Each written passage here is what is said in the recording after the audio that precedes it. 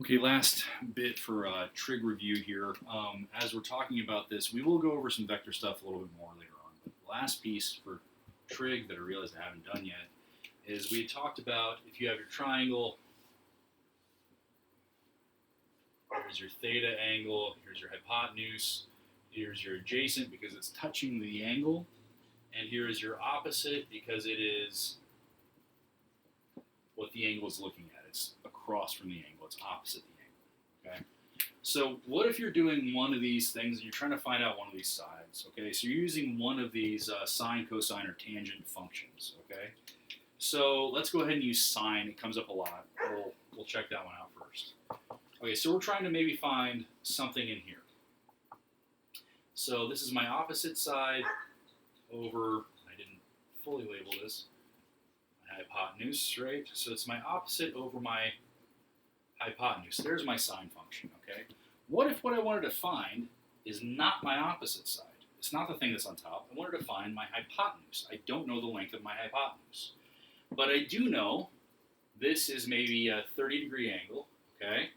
And I know my opposite side has a value of, let's say, 10, okay? So this is a value of maybe 10 meters. Let's go ahead and give it a unit too, okay? So let's rewrite what we know. We know sine of theta, but it's not theta anymore. It's 30 degrees, okay? And we know it's not opposite anymore. It is 10 meters now. What we don't know is the value of our hypotenuse. So if you haven't rearranged equations in a while, this might be a good review. How in the heck do you find the thing on the bottom? It's more than one step, okay? It's the same process we used last time, but it's more than one step. So if I want to find the value for my hypotenuse, I have to do two things. I have to get that value for the hypotenuse, or that variable, on top and by itself, okay? So let's go ahead and start trying to work towards getting it on top. It's on the bottom now. That's the worst place for it, okay? So if we want to get it on top, if I multiply it, all of a sudden it's on top and on bottom, right? Because this is basically a hypotenuse over 1. You can always turn anything into a fraction if you want to, right? You put whatever you want over 1. You put me over 1, I'm a fraction, okay? So hypotenuse over 1, or hypotenuse, multiply it by that, okay? And what you do to one side, that cancels here. Let's not be lazy about this, right? What you do to one side, you have to do to the other, okay? Hypotenuse over 1. Or, again, that's the same thing as just saying hypotenuse, okay?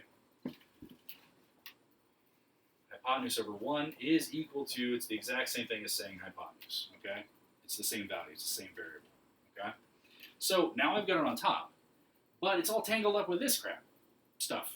It's all tangled up with this stuff, okay? So what do I have to do now? I have to take, and I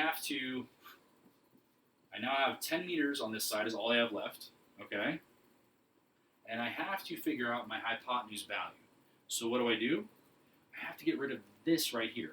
And you can plug it in. You can plug it in your calculator if you want to be lazy. Go ahead and get that value, and then you can write it down here. But it's going to be a decimal. Anytime you got a sine or a cosine or tangent, it's going to be some long decimal.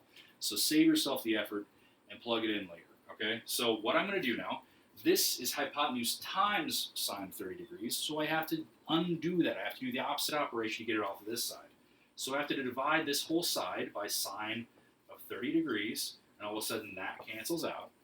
And what I do to one side, I have to do to the other,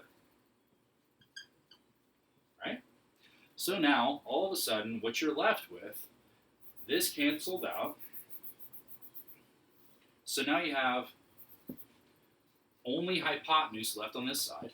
The hypotenuse is equal to 10 over sine of 30, okay? So what did we do?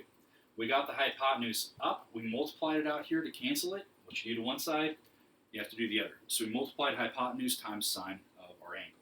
Okay? To get rid of sine of our angle, it's multiplied by hypotenuse, so we had to divide by sine of our angle here. And then this side, we only had the opposite left, so we had to divide that by sine of our angle as well. And that's how we did it. Two-step operation. Multiply it on both sides, then divide the other stuff on this side out, and you'll get your number. Okay?